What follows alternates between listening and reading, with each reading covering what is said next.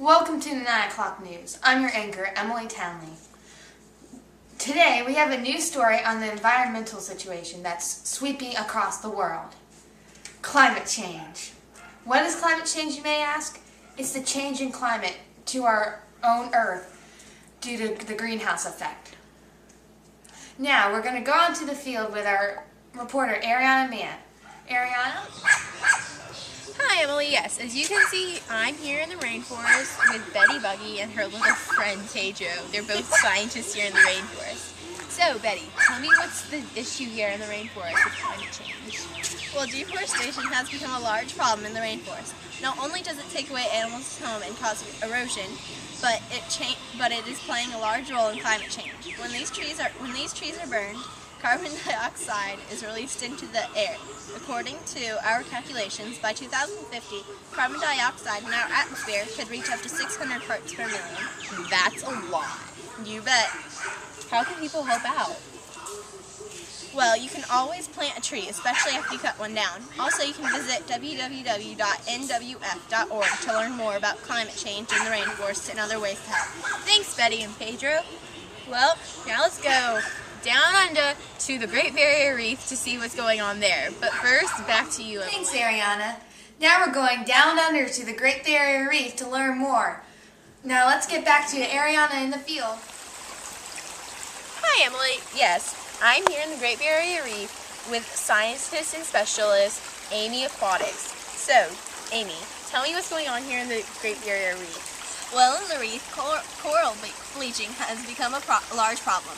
This is when coral releases a microscopic algae from their bodies when stressed by higher temperatures. It gives them a brown color that could stop them reproducing or they could die.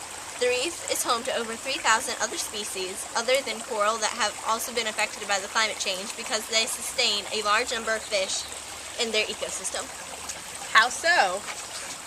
The El Nino weather patterns have caused the water temperatures to rise, and the rising sea levels and changes in salinity doesn't only affect us here on the reef, but it could decimate mangrove forests, leaving many fish, shellfish, and other wildlife without a place to breed, feed, or raise offspring. Wow, climate change is affecting everyone. So what can we do to help?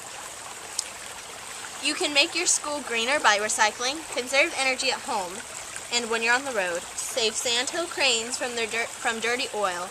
You can also learn more about climate change, and you can always help. Thank you, Amy. Now back to you, Emily, in the studios. Thanks, Ariana. Now we're going to the polar region to see what's going on with our fuzzy friends, the polar bears. Now let's get back out into the field with our reporter, Ariana. Hi, Emily. Thanks once again. Here I am in the Arctic with Patty Polar and her two really cute huskies. She's a scientist and a specialist with polar life here in Antarctica, and she's also a specialist with climate change. So, Patty, what's going on up here with climate change? And also, are the things that we're hearing about the polar bears fact or fiction? First of all, some of us have found that the ice may be getting thicker, not thinner. That is something we will have to keep a close eye on in the days, weeks, months, and even years to come. Until we know this, the things you hear about the polar bears are going bye-byes could be either fact or fiction. Next, the Earth's temperature has risen 1.5 degrees Fahrenheit since 1990. It may not seem like a lot, but it is. If you think we're too far up north for it to affect you, well, maybe this will help wake you up and smell the coffee.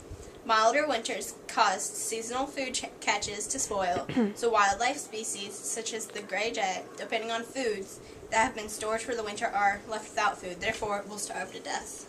Wow, that's a lot of good information. How can people help pitch in and stop climate change or the ice from getting thinner?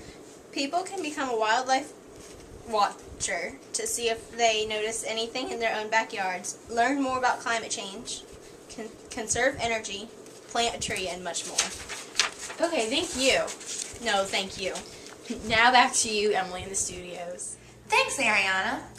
To be a bigger part in helping stop climate change, you can go to the No Child Left Inside Act or join the Be Out There movement. Some other organizations that were not mentioned today are Renewable Resources Coalition, Alabama Wildlife Federation, Arkansas Wildlife Federation, Arizona Wildlife Federation, Planning and Conservation League, Virginia Conservation Network, West Virginia Rivers Coalition, Vermont Natural Resources Council, Virgin Islands Conservation Society, Environmental Advocators of New York, Association of Northwest Steelheaders, and finally, Penn Future Citizens for Pennsylvania's Future. Remember that those are just a few, and to learn more about them, you can go to their websites. I hope you all learned something new and that you have had a wonderful day. This has been Emily Townley and Ariana Mann signing off.